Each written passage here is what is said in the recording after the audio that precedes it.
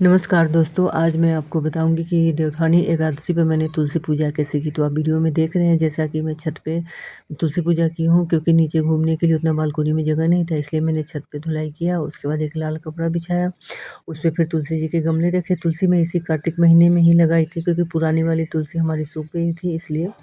तो छोटा पौधा है, तो गमले में मैंने फिर एक ब्लाउज का पीस लिया था, उसको मैंने तुलसी जी के वस्त्र के रूप में उनको पहनाया। फिर विष्णु जी की फ़ोटो रखी, विष्णु जी की फ़ोटो भी साथ में पूजा में हमारे रखते हैं। फिर उनको वस्त्र अर्पण किया। वस्त्र अर्पण करने के बाद फिर उनकी पूजा आरंभ की। तो पानी से पहले उनको पवित्र किया, पानी जल उनमें डाला। फिर विष्णु भगवान की फ़ोटो है, उस जगह को मैंने पवित्र किया। फिर चंदन लगाए, अक्षत डाले, फूल चढ़ाए, और तुलसी जी के लिए जो है 5 श्रृंगार के सामान मैं चढ़ाई। तुलसी जी को आज के दिन श्रृंगार के सामान चढ़ाए जाते हैं। आप 7, 9, 11 जितने भी श्रृंगार के आइटम होते हैं, वो 16 श्रृंगार के आइटम भी कुछ लोग चढ़ाते हैं। तो मैं 5 इसमें सिंदूर, बिंदी, चूड़ी, आलता और वस्त्र 5 जो है मैंने चढ़ाया तुलसी जी को। तो वस्त्र तो पहले ही अर्पण कर दिया, उसके बाद कलेवा बांधा। फिर प्रसाद में मैंने ये तुलसी का पत्ता और इलायची दाना, क्योंकि आज के दिन खाते हुए नहीं, और फ्रूट वगैरह, मतलब यहाँ शॉप बहुत दूर है, तो इसलिए मंगा नहीं पाई, भूल गई थी मैं कल। तो इसलिए सिर्फ प्रसाद में मैं इलायची दाना ही रखी हुई हूँ। और फूल है जो गार्डन में लगा रखी थी, उसी में से फूल तोड़ कर लाई मैं। ये अभी गेंदे के फूल यहाँ हो चुके हैं, सर्दियाँ स्टार्ट हो चुकी, तो छोटे छोटे फूल आ रहे हैं गेंदे का। तो सबसे पहले तो तुलसी जी को हम तो सिंदूर लगा रहे हैं। हमारे यहाँ ऑरेंज कलर की सिंदूर लगाई जाती है। तो तुलसी के पेड़ में पूरे में मैंने पत्तों में, वो तुलसी के पत्तों में सारे लगाए। और उसके बाद फिर विष्णु जी को ही वस्त्र के रूप में ये कलेवा अर्पण किया। और फिर उसके बाद तुलसी जी को भी कलेवा अर्पण करूँगी अभी, और फिर प्रसाद अर्पण करूँगी। आप देख रहे हैं इस पूजा में। और ये कार्तिक मास में एकादशी का बहुत ही महत्व है। हिंदू धर्म में एकादशी का विशेष महत्व माना गया है। विशेष रूप से देवउठानी एकादशी के दिन अत्यंत शुभ और पुण्यदायी माना जाता है। हर साल कार्तिक मास के शुक्ल पक्ष की एकादशी तिथि को देवउठानी एकादशी का व्रत भी रखा जाता है। और मान्यता है कि इस दिन भगवान श्री हरि विष्णु 4 महीनों के योग निद्रा से जागते हैं तथा सृष्टि संचालन का कार्य पुनः आरंभ करते हैं।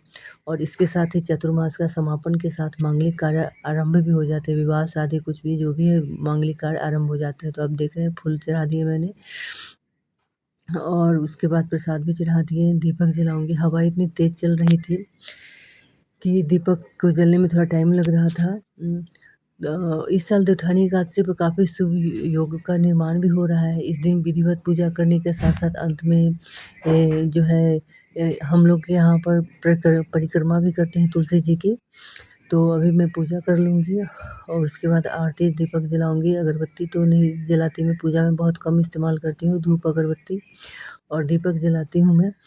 तो आप देख रहे हैं। और इससे विष्णु भगवान की जो पूजा तुलसी जी के साथ करने से सुख समृद्धि की प्राप्ति होती है, धन संपदा की प्राप्ति होती है, और मनोकामना पूर्ण होते हैं।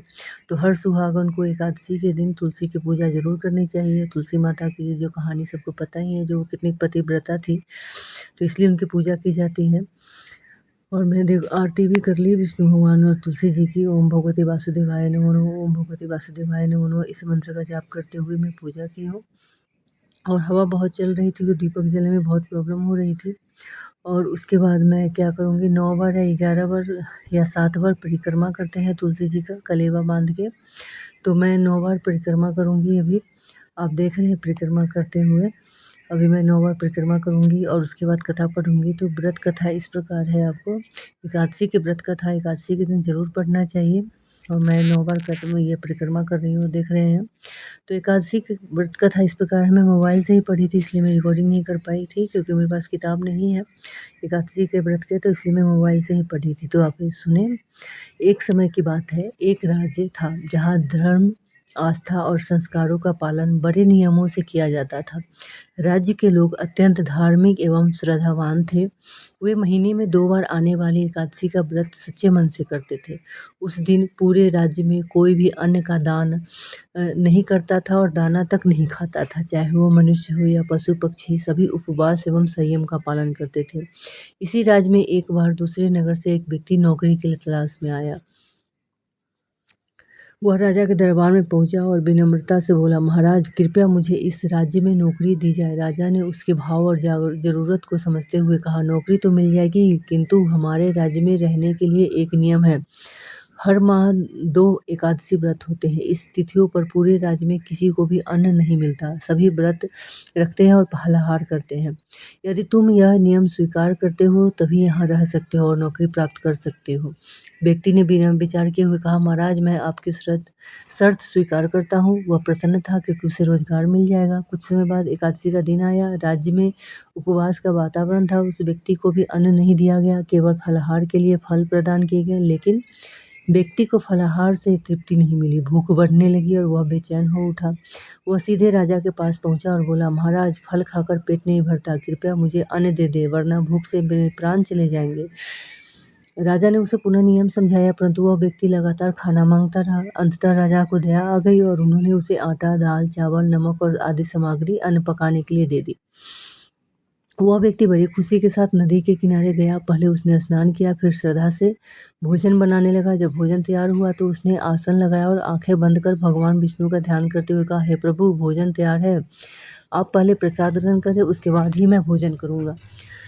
उसकी सच्ची भक्ति और भावना देखकर भगवान विष्णु स्वयं प्रकट हुए और भोजन ग्रहण किया। फिर वे अपने धाम लौट गए।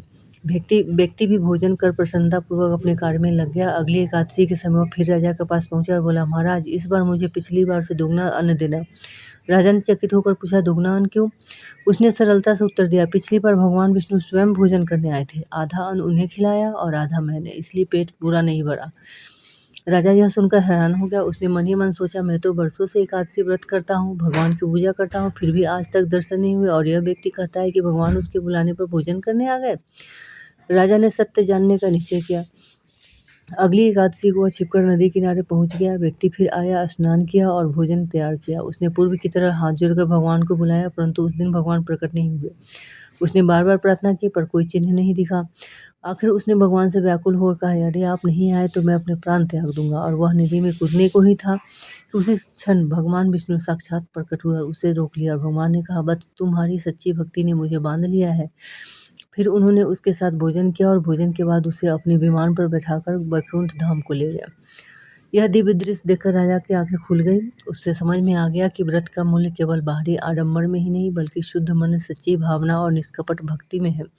केवल औपचारिकता से व्रत करने वाले को फल नहीं मिलता, बल्कि वह फल उसे मिलता है जो तन मन धन से पूर्ण प्रेम और संपूर्ण समर्पण के साथ भगवान को पुकारता है। उस दिन राजा ने व्रत और पूजा केवल रीति रिवाज के रूप में नहीं, बल्कि सच्चे हृदय और श्रद्धा से करना आरंभ कर दिया। अंततः उसके जीवन पर भी भगवान विष्णु की कृपा हुई और वह उसे भी मोक्ष की प्राप्ति हुई। तो आप सभी ने ये कथा सुनी और आशा है कि ये कथा आपको अच्छी लगी होगी और पूजा करने का नियम भी आपको अच्छी लगी। देवउठानी एकादशी में हम निर्जला व्रत करते हैं और फर्स्ट दिन तो नहा खा करते, उस दिन प्याज लहसुन का बिल्कुल ये इस्तेमाल नहीं करते हैं। उड़द की दाल, बैगन, मसूर की दाल ये सब इस्तेमाल नहीं करते हैं। और दूसरे दिन निर्जला व्रत रहता है एकादशी के दिन, और उस दिन बहुत ही सात्विक और ब्रह्मचर्य का पालन करते हैं, शुद्ध मन से रहते हैं, दिन भर कम बातचीत करते हैं, किसी की चुगली नहीं करते, झूठ नहीं बोलते। अगर व्रत करते हैं तो इन सब नियमों का पालन करना बहुत ही ज़रूरी होता है। तो आपको हमारी वीडियो अच्छी लगी हो तो हमें लाइक और सब्सक्राइब ज़रूर करें और कमेंट करें कि हमारी पूजा करने का तरीका और कथा आपको कैसी लगी। धन्यवाद। राधे राधे।